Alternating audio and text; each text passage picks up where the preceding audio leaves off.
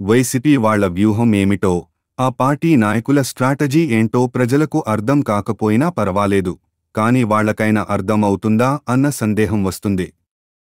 కూటమి భారీ మెజార్టీతో గెలవడానికి కారణం వైసీపీ నేతల ప్రవర్తన మరియు వాళ్ల మాటలు మరియు పరిపాలన. ఇంకా ప్రజలు మరచిపోలేదు. అప్పుడే వాళ్ల యొక్క మార్క్ విమర్శలు మొదలుపెట్టారు.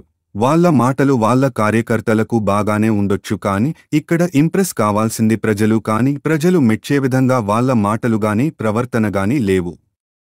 ఏ పార్టీ అయినా అధికారంలోకి రావడానికి ప్రయత్నిస్తారు, అందులో తప్పు లేదు, కానీ దానికోసం మీరు ఎన్నుకున్న వ్యూహం కరెక్ట్గా ఉండాలి.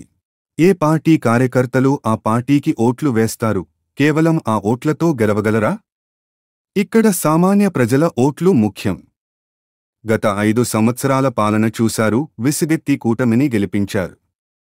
ఎందుకు ఓడిపోయామనే కనీస పరిజ్ఞానం లేకుండా మళ్లీ అదే విధంగా ప్రవర్తించడం, మాట్లాడటం ప్రజలు గమనిస్తున్నారు.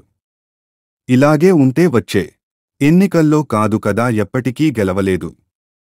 కూటమి ప్రభుత్వంపై ప్రజల్లో ఇంకా వ్యతిరేకత మొదలు కాలేదు, అది గుర్తుపెట్టుకోవాలి.